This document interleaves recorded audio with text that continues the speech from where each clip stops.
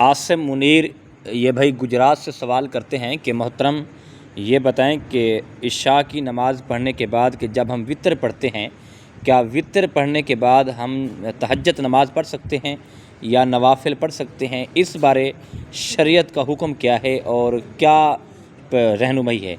आप इस बारे रहनुमाई फरमा दें प्लीज़। जी, अस्सलामु अलैकुम वरहमतुल्लाहि वबरकातुहू। प्यारे भाई ने बहुत अच्छा सवाल किया है और ऐसे मसाइल से हमें आगाह होना चाहिए।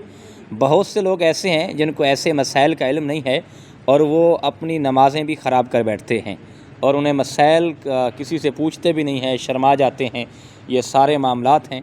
बहरहाल भाई ने जो सवाल किया है उस सवाल के मुताल्लिक़ आगाह करना चाहते हैं, सवाल की तरफ आते हैं।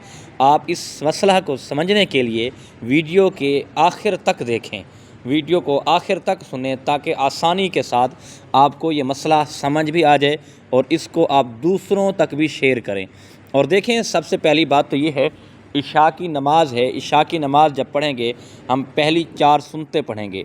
ये सुन्नतें जो हैं ये गैर मुअक्कदा हैं, यानी अगर आप पढ़ लें तो आपको सवाब है, अगर ना पढ़ेंगे तो आपको गुनाह नहीं है।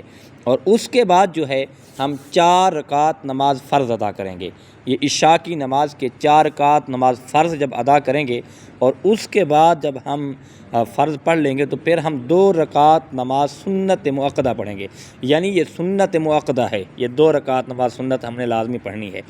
अब इसके बाद आगे हैं 2 रकात नमाज नवाफिल, यानी नफिल के 2 रकातें हैं। ये अगर आप पढ़ लें तो सवाब है, ना पढ़ें तो गुनाह नहीं है। अफजल ये है कि आप पढ़ लें। अब आगे मसले की तरफ आते हैं कि वितर जो हैं, ये वितर को किस टाइम पढ़ना चाहिए, इसका असल वक्त कौन सा है। और देखें, बाज़-औक़ात जो बंदा चाहता है कि मैं तहज्जुद का आदी बन जाऊँ, मुझे तहज्जुद पढ़ना नसीब हो जाए, अगर आप ये तहज्जुद पढ़ने के बाद वितर पढ़ें तो ये बहुत आला हो जाएगा। इसमें तो एक आपको ये फ़िक्र रहेगी कि मैंने वितर नहीं पढ़े, मैं उठूँगा वितर भी पढ़ूँगा और साथ तहज्जुद भी पढ़ लूँगा, तो ये तो एक बड़ी बड़ी सादत की बात है और बड़ी खुशनसीबी है अगर ऐसा हो जाता है। तो नहीं तो आप जो हैं, मुमकिन है कि अगर जाग नहीं होती, वितर क़ज़ा ना हो जाए, तो इससे बेहतर ये है कि आप वितर जो हैं वो पढ़ लें। लेकिन अगर तहज्जुद पढ़ना चाहते हैं तो आप वितर छोड़ दें और इस फ़िक्र में कि आपके जब वितर रह जाएंगे तो आपको फ़िक्र होगी कि एहसास होगा कि मेरे वितर रह गए हैं, कहीं क़ज़ा ना हो जाए। कि वितर की सोच में है कि जब आप तहज्जुद के वक्त वितर पढ़ेंगे तो आप तहज्जुद भी पढ़ लेंगे, ये भी आपको सादत नसीब हो जाएगी।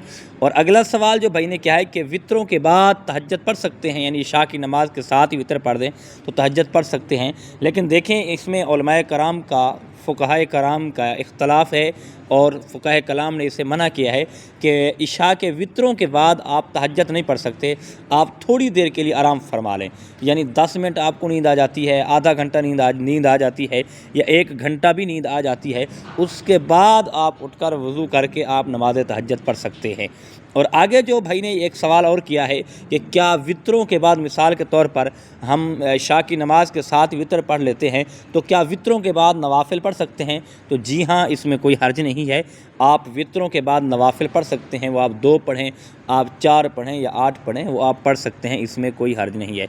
अगर तहज्जुद पढ़ना चाहते हैं तो उसका अफजल तरीका यही है कि आप सो जाएं, थोड़ी देर के लिए आराम कर लें, आधा घंटा करते हैं या 1 घंटा करते हैं और उसके बाद पढ़ सकते हैं। लेकिन अफजल ये है कि जैसे सहरी का वक्त है कि आप उस वक्त पढ़ें, और अगर उस वक्त पढ़ें कि तो ज़्यादा अफजल है, वरना पहले भी अगर आपकी जाग हो जाती है तो आप पढ़ सकते हैं। अल्लाह पाक हम सबको नमाज का आदी बनाए। अल्लाह पाक हमें सच्चे दिल से नमाज़ पढ़ने की तौफ़ीक अता फ़रमाए। अल्लाह पाक हमारे सगीरा कबीरा गुनाहों को माफ़ फ़रमाए। और उम्मीद है कि आपको ये मसला समझ आ गया होगा और ऐसे मसाइल पूछा करें। अल्लाह पाक हम सब का हामी व नासिर हो। जज़ाकल्लाह व अहसनुल जज़ा।